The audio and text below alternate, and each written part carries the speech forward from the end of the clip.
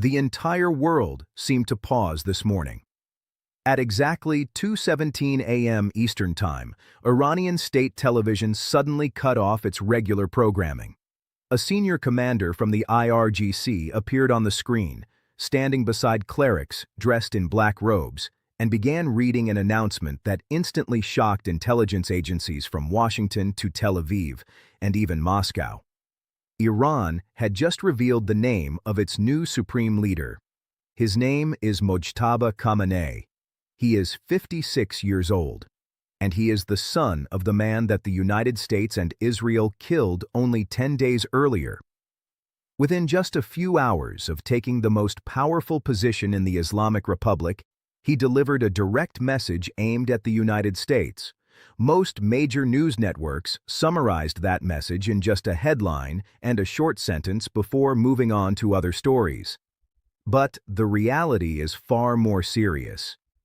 Because the full statement, the specific wording, and the phrases translated from Persian but never fully broadcast on television reveal something about the next stage of this conflict that many people are not prepared for. I have been following this situation since the very first strike on February 28th. I reviewed intelligence assessments, IAEA reports, official statements from the IRGC, and even leaked transcripts of Mojtaba's first national address. What those documents show is far more alarming than the headlines most people have seen today. So let's break down exactly what his first message to America said and why officials in Washington reportedly went silent after reading it. But before we continue, make sure you subscribe to the channel and turn on notifications. This story is evolving hour by hour, and the next 48 hours could determine whether this war expands into something that affects people around the world. Now, let's quickly look at how we arrived at this moment. Mojtaba Khamenei was born on September 8, 1969, in the city of Mashhad in northeastern Iran. He grew up while his father, Ali Khamenei, rose through the ranks of Iran's revolutionary leadership and eventually became the supreme leader in 1989. Unlike most political figures, Mojtaba spent most of his life out of the public spotlight. He studied theology in the seminaries of Qom, one of the most conservative religious education centers in the Shia world. The scholars who trained him were known for strongly opposing any form of cooperation with Western nations. He rarely appeared in public. He almost never gave interviews, and he never held an official government position. Yet opposition groups inside Iran often described him as the invisible figure who influenced many of the country's key decisions. According to several analysts, he had deep connections inside the IRGC's intelligence network and significant influence over the Basiji militia, the paramilitary force that suppressed the 2009 Green Movement protests. Those who studied him closely often said that his political views were even more hardline than those of his father. And now, 10 days into a war triggered by the assassination of his father, Mojtaba Khamenei has become the supreme leader of Iran. Here is the fast timeline of how everything unfolded. On February 28, 2026, the United States and Israel launched a large-scale military operation known as Operation Epic Fury. Joint strikes targeted more than 2,000 sites across Iran. During the first wave of attacks, a precision strike in Tehran killed Supreme Leader Ali Khamenei, the man who had ruled Iran for 37 years. The White House confirmed the operation, and the world reacted with immediate shock. Between March 1st and March 4th, Iran responded with massive retaliation. Hundreds of drones and ballistic missiles struck American military bases throughout the Gulf region, including installations in Qatar, Bahrain, the UAE, Kuwait, and Iraq. In the first days of the conflict, 6 American service members were killed. The Pentagon confirmed the casualties, while oil prices surged past $100 per barrel for the first time in years. Between March 5 and March 7th, the conflict intensified. The U.S. president demanded Iran's unconditional surrender. Iran's foreign minister rejected negotiations and publicly stated that Iran believed it could resist even a full American ground invasion. Missile strikes expanded across the region. Civilian infrastructure in several Gulf states was hit, including a desalination facility in Bahrain. Saudi Arabia also reported casualties for the first time. Then, on March 8th, something extraordinary happened. The American president publicly declared that the son of Ali Khamenei would be unacceptable as Iran's next leader. In other words, the leader of the United States was openly attempting to influence who would lead another sovereign country. Only hours later, Iran's assembly of experts convened in an emergency meeting. Ignoring the warning entirely, they chose Mojtaba Khamenei as the new supreme leader.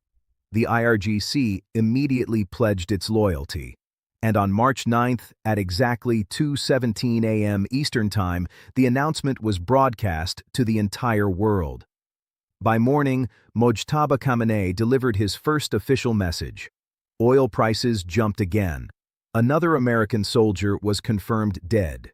And according to analysts from multiple research institutions, the chances of a quick diplomatic resolution to the war suddenly became far smaller.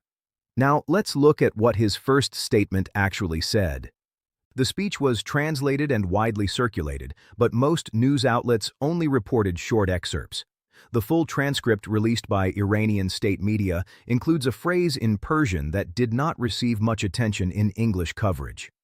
He described Iran's response to the war as a slap to America's face that history will remember. He then claimed that Iran had already achieved victory during the first 10 days of the conflict. He pointed to several factors: the deaths of American soldiers, disruptions to regional oil infrastructure, and the evacuation orders issued by the United States for its diplomatic staff in parts of the Middle East. In his very first statement as supreme leader, Mojtaba Khamenei called these developments victories and promised that Iran would never surrender under Western pressure. He also repeated Iran's ultimate demand: the complete withdrawal of American military forces from the Middle East. That is not simply a negotiating position. It is a declaration of strategic objectives in a war. Soon after the announcement, a senior IRGC commander issued another warning aimed at Gulf states hosting American bases. The statement said, regional allies must stop supporting the United States or face further retaliation. Then came a phrase that caught the attention of energy analysts worldwide: energy war. In the Persian Gulf, that phrase almost always refers to the Strait of Hormuz, the narrow waterway through which roughly 20% of the world's oil supply passes every day. If Iran were to block or even seriously threaten shipping through that route, the global economic consequences could be enormous. Oil prices have already climbed sharply since the war began. Analysts say that even partial disruption could push crude prices far higher and trigger inflation across many economies. Another important detail is the meaning behind Mojtaba Khamenei's appointment itself. Several international news organizations reported that his selection likely makes a quick end to the war less likely. Analysts describe him as a more hardline figure than his father. But there is another detail that many reports mention only briefly. Mojtaba Khamenei does not hold the religious rank of Ayatollah, which traditionally carries the authority required for the position of supreme leader. That raises an important question about who truly holds power in Iran right now. Many experts believe the IRGC played a decisive role in his appointment, effectively placing a leader they trust in charge during wartime. If that assessment is correct, it suggests that Iran's powerful military establishment now has even greater influence over the country's direction. At the same time, some analysts argue that the leadership transition could also open the door for negotiations. Because Mojtaba has no long public record of speeches or political positions, it may be easier for diplomats to negotiate quietly without forcing either side to publicly reverse earlier statements. Others suggest that because the IRGC controls much of Iran's military apparatus, a ceasefire could theoretically be implemented quickly if the organization decided it was in its interest. Still, the language used in the new leader's first speech sounded far more like preparation for continued conflict than preparation for compromise. And that leaves the world watching closely. Over the next few days, several events could shape what happens next: diplomatic meetings, statements from global powers, and potential developments in the military situation. The war has already affected energy markets, international travel routes, and security across the Middle East. What happens next could influence global politics for years to come. For now, one fact is clear. 10 days after a war that aimed to weaken Iran's leadership, the country has installed a new supreme leader. One many analysts believe may be even more determined to confront the United States and its allies. And the next chapter of this conflict is only beginning.